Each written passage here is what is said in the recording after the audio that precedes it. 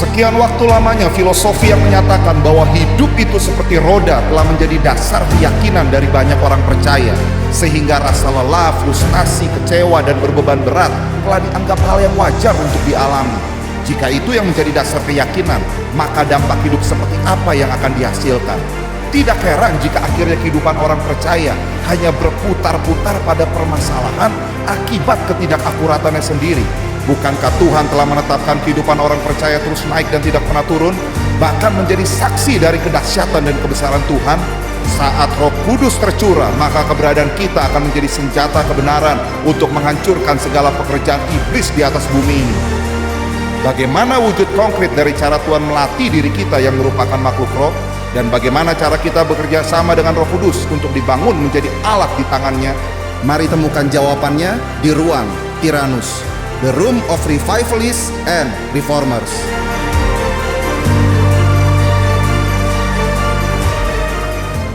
Apa kabar kekasih Tuhan? Jumpa lagi dengan saya, Pastor Stephen Agustinus, di dalam ruang Tyrannus, the room of revivalists and reformers. Haleluya. Hari ini kita mengadakan ruang Tyrannus edisi spesial, karena saya diminta untuk menjawab secara langsung beberapa pertanyaan yang diajukan oleh para pemirsa. Izinkan saya membacakan beberapa pertanyaan tersebut sebelum saya mulai menjawab pertanyaan-pertanyaan yang ada. Oke. Yang pertama, apa hubungan vaksin dengan 666? Oke. Lalu kemudian pertanyaan yang kedua, apakah pandemi ini tanda dari datangnya hari kiamat? Oke, mungkin untuk sementara saya jawab dua pertanyaan ini. Ada 3 pertanyaan sebetulnya, tapi saya usahakan menjawab 2 terlebih dahulu, dan kalau ada waktu kita akan tuntaskan untuk yang ketiga pertanyaan yang ada. Oke, kekasih Tuhan, yang saya mau tegaskan buat saudara saat ini adalah ada begitu banyak teori dan ada begitu banyak wacana yang dihembuskan di dalam gereja Tuhan, khususnya dari para pengkhotbah akhir zaman yang memang selalu pakai tanda kutip tanpa mereka sadari berusaha menakut-nakuti banyak orang percaya, ya. Dari sejak dulu ketika mulai ada komputer, orang sudah mengkait-kaitkan komputer dengan akhir zaman, dengan 666, dengan antikris.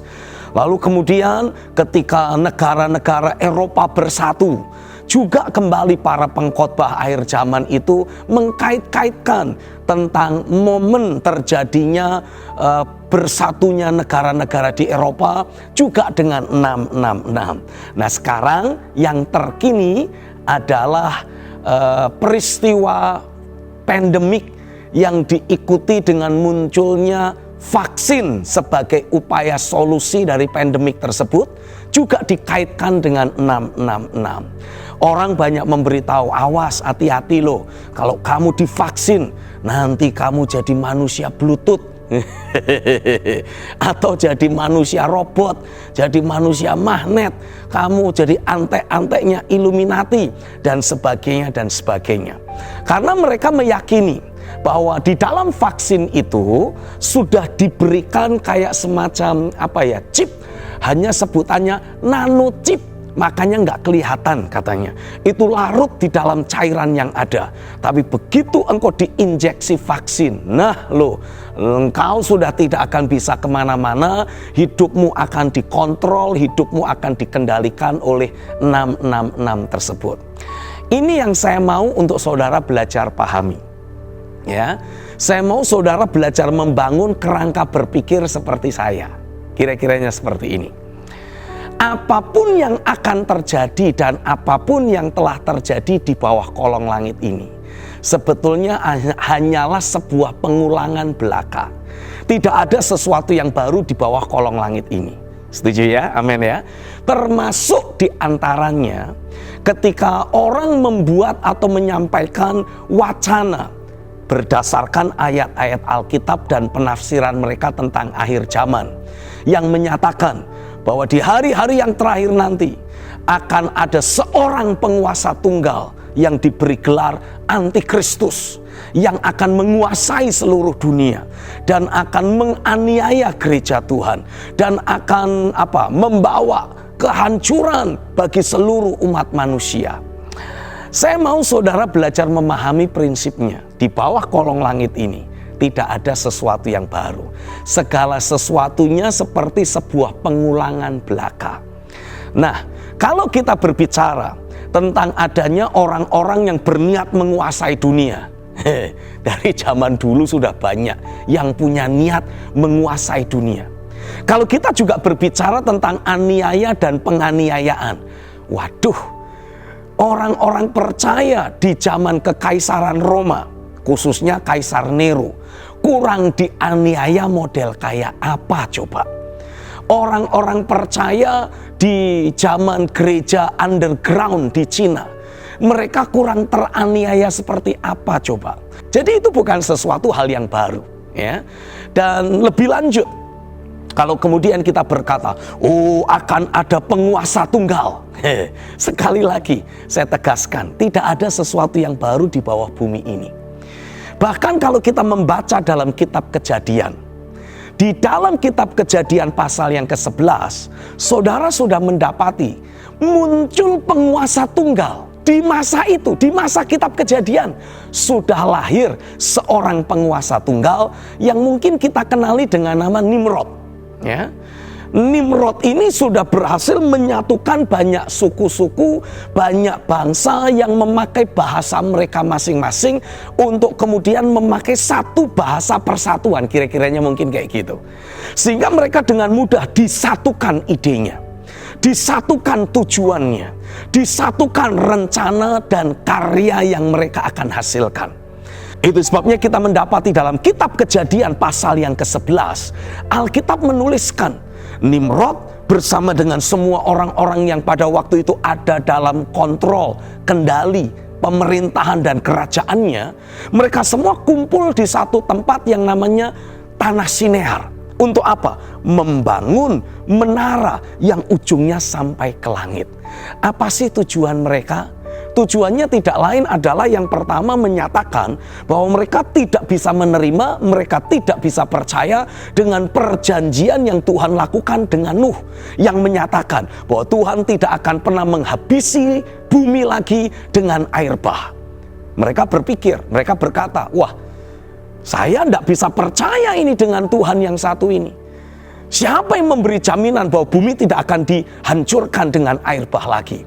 Untuk mengantisipasi, Nimrod bersama dengan semua orang-orangnya sepakat, kita bikin menara yang ujungnya sampai ke langit. Apa tujuannya? Ya, yang di atas sana mau kirim air bah seperti apapun, terserah, kita akan tetap survive karena kita memiliki menara yang ujungnya sampai di langit. Ya. Di sisi yang lain, itu adalah perwujudan dari kesombongan dan niat manusia yang selalu ingin berinisiatif dengan dirinya sendiri. Tidak mau menjadi pribadi-pribadi yang menjadi pelaksana dari suara Tuhan, perintah dan arahan Tuhan. Dari sinilah kita mendapati roh pemberontakan manusia yang pertama kali muncul di atas muka bumi, bermanifestasi, berniat menantang Tuhan, berniat melawan Tuhan. Nah, bukankah itu yang seringkali kita kategorikan sebagai antikristus? Artinya dari sejak zaman kitab Kejadian sudah ada. Dan bahkan kalau kita memperhatikan lebih lanjut, Kejadian pasal 11 menuliskan Tuhan sendiri ketika datang mengamat-amati apa yang dilakukan manusia yang berniat mencari nama supaya tidak terserak, ya, niat mereka terang-terangan menentang Tuhan, anti dengan Tuhan, anti Kristus, ya 11-12 lah kira-kiranya. Ya, nah Alkitab menegaskan lebih lanjut, ketika Tuhan memperhatikan apa yang manusia lakukan di lembah Sinear, Tuhan berkata, waduh, kalau seperti ini, kata Tuhan, apapun rencana manusia pasti akan terwujud. Tapi perhatikan, ada intervensi kedaulatan Tuhan yang dilakukan, yang diwujudkan, sehingga rencana manusia yang sepertinya sudah tinggal selangkah lagi pasti jadi, Tuhan bisa kacaukan dan hancurkan begitu saja. Nah, saya itu meyakini, terlepas dari berbagai teori konspirasi yang dimiliki oleh banyak orang, dan ada banyak wacana yang menyatakan kalau engkau disuntik vaksin, kamu akan jadi pengikut antikristus. Saya mendapati, kalaupun rencana antikristus ini sudah mendekati keberhasilannya, jangan lupa, kedaulatan Tuhan akan berlaku. Kedaulatan Tuhan akan menjungkir balikkan, memporak-porandakan semua rencana dan rancangan antikristus yang kelihatannya sudah tinggal dipetik hasilnya. Sebaliknya, semua orang-orang percaya, ditulis dalam kitab Wahyu, akan dimunculkan oleh Tuhan menjadi para raja yang akan memerintah di bumi ini. Ini paradigma yang sangat bertolak belakang. Bahkan saya bisa bilang bertolak belakang 180 derajat. Buat mereka para pengkhotbah akhir zaman yang terus berbicara tentang antikristus dan berharap-harap Yesus segera datang kembali untuk yang kedua kali, pasti engkau mendapati mereka itu seperti membuat kita jadi waspada, berjaga-jaga. Karena Yesus bisa datang kapan saja. Kan mereka selalu ngomongnya gitu. Nah, oke, mari kita ambil pernyataan ini. Kalaupun Yesus datang malam hari ini, apa yang akan terjadi? Mereka berkata, banyak para pengkhotbah akhir zaman berkata, kita akan diangkat bersama-sama dengan Tuhan, gitu kan? Lalu kita akan dibawa bertemu Tuhan di awan-awan yang penuh kemuliaan. Lalu setelah itu apa yang terjadi? Tuhan bersama dengan orang kudusnya akan turun kembali ke dalam dunia ini untuk memerintah sebagai raja, ya kan?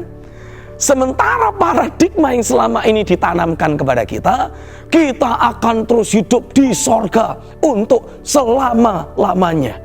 Lah, ternyata bukan di sorga selama-lamanya. Seluruh isi sorga pun akan kembali turun ke bumi untuk memerintah sebagai raja. Lah, berarti paradigmanya agak kurang klop.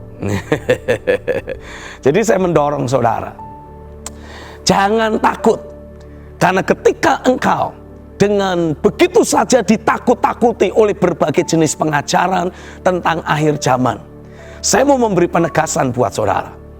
Ayat-ayat Alkitab yang banyak dipakai para pengkhotbah akhir zaman, antikris dan sebagainya, kebanyakan kan diambil dari kitab Wahyu tuh, ya kan?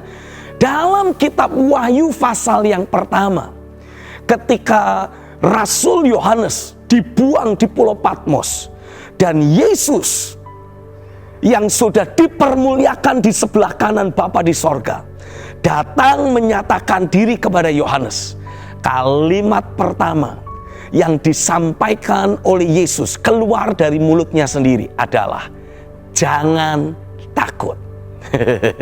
Artinya, kalau selama ini kita banyak mendengar khotbah-khotbah akhir zaman, para pengkhotbah akhir zaman, pengkhotbah antikris, pengkhotbah bencana besar, musibah dan sebagainya, sepertinya mengkondisikan kita untuk jadi takut. Artinya ada spirit yang keliru, ada spirit yang salah yang ditransmit ke sana. Ya, dan ini yang saya mau tegaskan buat saudara.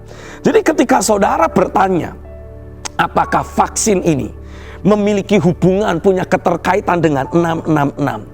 Apakah pandemi ini adalah merupakan tanda dari datangnya akhir zaman? Saya mau beritahu sama saudara, terlepas dari apapun yang menjadi para pengkhotbah akhir zaman tentang bencana besar, tentang antikris, spirit yang mereka bawa itu spiritnya tidak akurat. Saya tidak berani bilang spiritnya sesat, Tapi saya ingin menegaskan spiritnya tidak akurat. Karena justru bertentangan, bertolak belakang dengan suara Tuhan yang pertama-tama Yesus sampaikan kepada Rasul Yohanes sebelum dia menyingkapkan berbagai peristiwa, berbagai event akhir zaman yang kemudian ditulis oleh Rasul Yohanes di dalam kitab Wahyu. Dan kalimat yang Yesus katakan kepada Rasul Yohanes adalah jangan takut. Jadi rupanya kalau menurut saya ini ya, ada begitu banyak para pengkhotbah akhir zaman yang mengutip kitab Wahyu, tapi dikutipnya itu secuplik doang. Ya, saya tidak berkata saya tidak percaya dengan antikris. Saya tidak mengatakan bahwa saya menolak Yesus akan datang untuk yang kedua kali dan membawa kita orang-orang percaya naik dalam kemuliaan atau hidup dalam kemuliaan dan kemudian memerintah sebagai raja. No. Saya percaya itu semua. Hanya permasalahannya karena ada orang yang hanya mencuplik sebuah berita, lalu kemudian disampaikan kepada sebanyak mungkin orang dengan pemahaman yang tidak cocok, tidak akurat dengan gambar besar yang Tuhan berikan kepada Rasul Yohanes ketika ada di Pulau Patmos, yang kemudian menuliskan kitab Wahyu. Maka secuplik berita itu akhirnya menjadi sebuah berita yang kontraproduktif. Betul akan muncul antikristus. Tapi kenapa saudara kemudian jadi ketakutan? Wong jelas-jelas pernyataan firman menegaskan tidak ada hal baru di bawah muka bumi ini. Di bawah kolong langit ini tidak ada sesuatu yang baru. Jadi ketika ada yang menyatakan akan muncul antikristus, Bu Abu, sudah dari sejak zaman kitab Kejadian ada pribadi yang muncul menyatakan diri sebagai penguasa tunggal dan terang-terangan menentang Tuhan. Tapi apa yang terjadi? Ya hancur juga semua rencana itu, ya kan? Terbukti apa yang menjadi agenda Tuhan terus berjalan, terlepas dari umat manusia. Terus hidup dalam kefasikan, kecenderungan hatinya selalu membuahkan kejahatan. Tuhan tetap memiliki orang-orang yang percaya kepadanya, yang hidup di dalam firman, dan terus memiliki hati menggenapkan apa yang menjadi rencana Tuhan di atas muka bumi ini, yaitu menghadirkan realitas sorga secara nyata dalam kehidupan sehari-hari mereka, dimulai dari hidup mereka dan kemudian diduplikasi, disebarluaskan ke sebanyak mungkin orang yang mau membuka hatinya. Sampai sekarang apa yang Tuhan kerjakan itu terus berlanjut. Sampai nanti pun ketika orang berkata, akan ada antikris, antikris akan berkuasa, tenang saja. Ending dari semua peristiwa yang ditakutkan oleh banyak orang itu sudah ditulis oleh Tuhan, sudah ditetapkan oleh Tuhan sendiri. Ya, Dia adalah Alfa dan Omega, yang awal dan yang akhir. Dia mengetahui awal dari akhir, Dia mengetahui akhir dari awal. Wong Dia yang merancangkan semuanya. Jadi tenang-tenang saja. Endingnya pasti happy ending, ya kan? Nah, jadi kalau saudara belum merasa happy, artinya belum ending. Kalau belum ending, belajarlah terus percaya. Teruslah berpegang kepada tangannya. Teruslah memegang firman-Nya. Dan kau akan mendapati tangan kuasa Tuhan, firman dari Tuhan sendiri akan terus menuntun engkau untuk berjalan bersama dengannya dan menikmati padang yang berumput hijau, air yang tenang. Pendek kata, jangan khawatir. Kalau memang saudara merasa, wah saya butuh divaksin, sudah nungging aja. Sekarang sudah nggak nungging, vaksin di ini ya, di lengan. Jadi saudara tinggal kasih lengan saja. cus, selesai. Nggak usah takut nanti jadi manusia robot. Percayalah, apalagi pemerintah kita menyediakan vaksin yang berasal dari virus itu sendiri yang sudah dilemahkan atau dimatikan. Ya. Jadi tenang-tenang saja, nggak usah khawatir, nggak usah takut. Nanti hidup saudara dikontrol jadi pengikutnya antikristus. Tidak, engkau tidak akan pernah bisa dikontrol dan dikendalikan oleh siapapun. Tidak oleh kuasa kegelapan, tidak oleh pemerintah-pemerintah, penguasa-penguasa angkasa, tidak juga oleh teknologi. Yang saudara harus pastikan adalah belajar terus mendedikasikan hidupmu hanya untuk menggenapi rencana dan kehendak Tuhan. Dan percayalah, setiap langkah kakimu akan selalu disertai oleh Tuhan, akan selalu mengalami adanya realita Tuhan yang bekerja dahsyat dalam hidupmu. Haleluya. Iblis tidak akan pernah bisa mendikte saudara. Penguasa-penguasa antikristus juga tidak akan pernah bisa mengontrol hidupmu selama engkau selalu mendedikasikan hidupmu di bawah pemerintahan kerajaan sorga. Mungkin saudara ada yang memberi penyanggahan seperti ini. Lah tapi Pak, saya hatinya kok tidak serak untuk divaksin. Ya sudah, pastikan saja saudara selalu memiliki imun tubuh yang prima. Ya kan? Karena memang tidak ada jaminan kalau sudah divaksin COVID pasti tidak akan kena COVID. Kan sama saja saudara divaksin cacar katakanlah. Tidak ada jaminan engkau tidak akan kena cacar, ya toh? Tapi dari anjuran para ahli kesehatan diberitahu kalau saudara sudah divaksin, ya kan?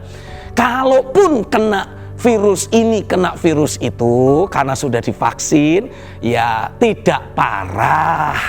Kira-kiranya kayak gitu, mencegah, menurunkan angka kematian akibat terpapar oleh virus-virus yang ada. Kira-kiranya begitu saja. Tapi kalau saudara berkata, saya tetap tidak serak, ya sudah, pastikan saja imun tubuh saudara selalu prima.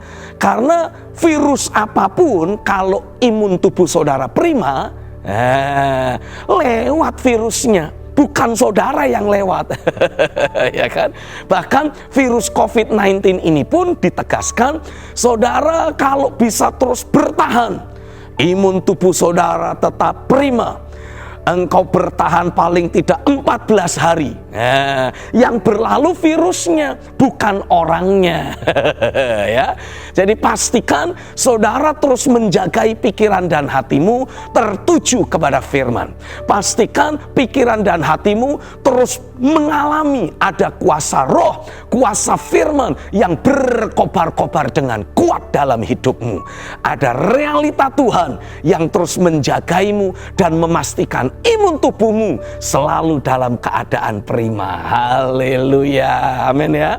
Nah, kalau ada yang bertanya, apakah pandemik ini tanda dari akhir zaman? Saya mau memberi penegasan buat saudara.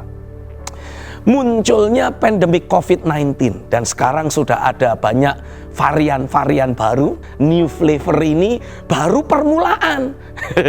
Akan ada banyak yang lain. Nah, supaya kita bisa menghadapi itu semua dan berkemenangan, haleluya, saudara perlu belajar membangun dasar keyakinanmu secara akurat. Ya, ini sekaligus menjawab pertanyaan dari pemirsa, pertanyaan nomor 3 ya. Apa yang seharusnya dilakukan umat Tuhan untuk memasuki masa kesukaran ini? Ya, yang harus saudara lakukan adalah pastikan ada firman atau ada banyak janji firman yang terus engkau bangun menjadi dasar keyakinan dalam hidupmu. Karena kondisi keadaan di depan, saya lihat di dalam roh, itu kurang lebihnya sama seperti yang ditulis dalam Matius pasal 14 ketika Yesus memberi perintah murid-muridnya menyeberangi danau, ya, tapi di tengah jalan Wah, mereka dihajar dengan badai, dengan gelombang, dengan ombak yang sedemikian besar. Lalu Yesus datang berjalan di atas air. Masih ingat kisah itu? Nah, sekarang ini pun sama. Ya. Sebetulnya Tuhan sudah memberi perintah kepada kita orang-orang percaya, gerejanya, untuk bangkit dalam kuasa roh, menyatakan terang Tuhan di tengah kegelapan dunia yang ada, berfungsi menjadi garam dan terang dunia, menawarkan firman hidup kekal kepada semua orang yang berinteraksi dengan kita. Baru saja kita melakukan apa yang Tuhan suruh untuk kita kerjakan, kita dihajar dengan badai COVID-19. Belum lama yang lalu Dr. Jonathan David juga menerima pernyataan Tuhan akan terjadi kegoncangan yang sedemikian hebat di dalam dunia perekonomian. Ya, waktu itu belum ada COVID. Dan ketika beliau menyampaikan hal itu, orang tidak nyangka, orang tidak berpikir, karena mereka pikir semuanya baik-baik saja. Tiba-tiba tahun 2019 di China diberitahukan ada terjadi wabah COVID. Wah, dan tidak berapa lama, hanya dalam hitungan bulan, itu menyebar ke seluruh dunia. Dan betul-betul kondisi ekonomi mengalami kegoncangan, ya, karena semua negara melakukan lockdown, ada yang melakukan PSBB, sekarang kita mengalami pembatasan ketat, ya, segala kegiatan dibatasi. Sampai sekarang ini saya pun terpaksa harus mengikuti atau melakukan Tiranus secara spesial karena diperketat. Nggak boleh ada orang, saya sendirian, cuma disertai Bapa, Putra, Roh Kudus, dan para malaikat. Haleluya. Nah, tapi ini yang saya mau tegaskan buat saudara. Ketika semua orang sedang ketakutan, sedang mengalami dampak dari COVID-19, perekonomian yang goncang, dan berbagai macam kegoncangan yang akan mengikuti selanjutnya. Banyak ahli yang sudah memberitahu sebentar lagi akan ada krisis pangan. Artinya kegoncangannya akan makin heboh, badainya makin dahsyat. Tapi yang luar biasa, terlepas dari badai, gelombang, dan segala ketakutan yang akan melanda banyak orang, Yesus masih tetap berkuasa, mengatur, mengontrol, menguasai segala sesuatu.